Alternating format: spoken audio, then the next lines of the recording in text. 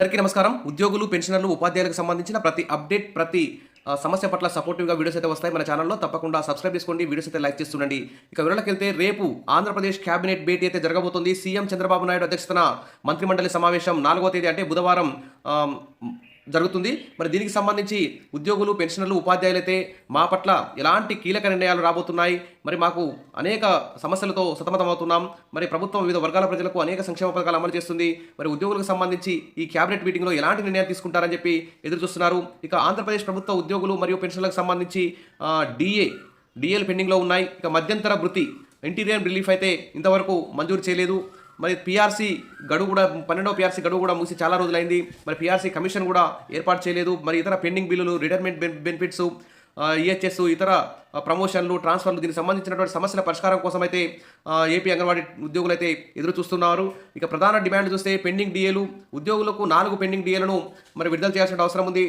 ఈ పెండింగ్ డిఏల మీద కూడా రేపు జరగబోయే క్యాబినెట్ మీటింగ్లో మరి కీలక నిర్ణయం తీసుకోవాలి. ఎందుకంటే ప్రతి 6 నెలలకోసారి కేంద్ర ప్రభుత్వం ఉద్యోగులకు డిఏలు మంజూరు చేస్తూనే ఉంది. మరి కేంద్ర ప్రభుత్వం మంజూరు చేసిన వెంటనే మరి రాష్ట్ర ప్రభుత్వం కూడా వెంటనే ఉద్యోగులకు మంజూరు చేస్తే బాగుండేది. అలా మంజూరు చేయకపోవడం వల్ల దాదాపు 4 డిఏలు పెండింగ్లో ఉండడం వల్ల ఒక్కొక్క ఉద్యోగి లక్షల్లో నష్టపోతున్నటువంటి సందర్భం కనిపిస్తుంది. కాబట్టి ఈ పెండింగ్ డిఏల విషయంలో క్యాబినెట్ మీటింగ్లో ఖచ్చితంగా నిర్ణయం తీసుకొని కీలక ప్రకటన చేస్తారని, కనీసం 2 డిఏలైనా విడుదల చేయాలని చెప్పేసి ఇక్కడ ఉద్యోగులు అయితే డిమాండ్ చేస్తున్నారు. ఇక పీఆర్సీ అమలు, మరి ఉద్యోగ సంఘాలు 12వ పీఆర్సీ నియామకం చేయాలని, పీఆర్సీ వెంటనే నియామకం చేయాలని చెప్పి అయితే డిమాండ్ అయితే చేస్తున్నారు. దీని మీద కూడా మరి క్యాబినెట్ మీటింగ్లో ఖచ్చితంగా నిర్ణయం తీసుకోవాలని చెప్పి ఆశిస్తున్నారు. ఇక మధ్యంతర భృతి 27% ఇవ్వాలని మరి డిమాండ్ అయితే చేస్తున్నారు. మరి ఈ మధ్యంతర భృతి ఖచ్చితంగా ఎన్నోసార్లు క్యాబినెట్ మీటింగ్ నిర్వహించారు, అసెంబ్లీ సమావేశాలు అయిపోయాయి, బడ్జెట్ అయిపోయింది, మరి ఉద్యోగులు ధర్నాలు చేస్తున్నారు. అదే అనేక సార్లు మంత్రులకు, సీఎం అందరికీ కూడా వినతి పత్రాలు ఇస్తున్నారు. అయినా కానీ ఈ ఐఆర్కి సంబంధించి కానీ, పీఆర్సీ, డిఏలకు సంబంధించి కానీ ఎలాంటి కీలక ప్రకటన రావట్లేదు.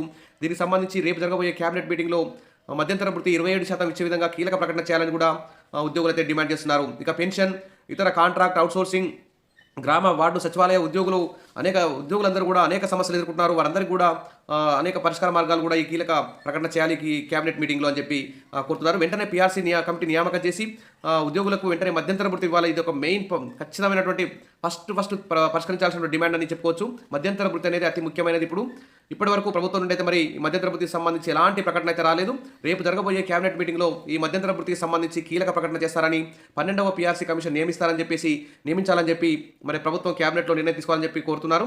ఇక ప్రభుత్వం ఉద్యోగుల పెండింగ్ బిల్లులు, ఇతర సమస్యల పరిష్కారానికి అయితే మరి ముందుకైతే రావడం లేదని చెప్పుకోవచ్చు. ఖచ్చితంగా మరి రేపు జరిగే క్యాబినెట్ భేటీలో ఉద్యోగుల సమస్యలన్నింటినీ పరిష్కరిస్తారని, ముఖ్యంగా 12వ పీఆర్సీ కమిషన్ నియమించడం, తర్వాత మధ్యంతర భృతి 27% మంజూరు చేయడం, పెండింగ్ డిఏలలో 2 డిఏలను వెంటనే విడుదల చేయడం, కాంట్రాక్ట్, అవుట్సోర్సింగ్, ఇతర చిన్న ఉద్యోగులకు సంబంధించి కూడా అనేక సమస్యలు ఉన్నాయి. వాటన్నిటి కూడా పరిష్కారం చేసే విధంగా రేపు క్యాబినెట్ భేటీలో కీలక నిర్ణయం ప్రకటించాలని చెప్పేసి డిమాండ్ అయితే చేస్తున్నారు. మరి ఉద్యోగులు ఎన్నోసార్లు ధర్నాలు కూడా చేశారు.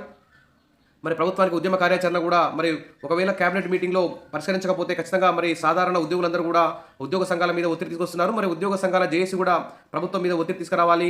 ఒకవేళ రేపటి క్యాబినెట్ మీటింగ్లో పరిష్కారం కాకపోతే ఉద్యమ కార్యాచరణ కూడా ప్రకటించాల్సిన అవసరం ఉందని చెప్పి ఉద్యోగులందరూ కూడా కోరుతున్నారు. మరి ప్రభుత్వం కూడా అదే ఈ ఉద్యోగుల సమస్యలు ఇంకా పెండింగ్ పెట్టుకుంటూ పోతే ఇంకా భారం పడుతూనే ఉంటుంది. కాబట్టి ఎప్పటికప్పుడు మరి డిఏలను విడుదల చేస్తూ మధ్యంతర భృతి ఇచ్చి పీఆర్సీ టైంకి ఇచ్చుకుంటూ పోతే ప్రభుత్వం మీద కూడా ఒకేసారి ఆర్థిక భారం పడకుండా క్రమక్రమంగా బరువు తీసుకునే అవకాశం ఉంది. కాబట్టి మరి రేపు జరిగే క్యాబినెట్ భేటీలో ఉద్యోగులకు గుడ్ న్యూస్ చెప్తుందని చెప్పి, కీలక ప్రకటన వెలువడుతుందని చెప్పి అందరూ కూడా ఎదురు చూస్తున్నారు.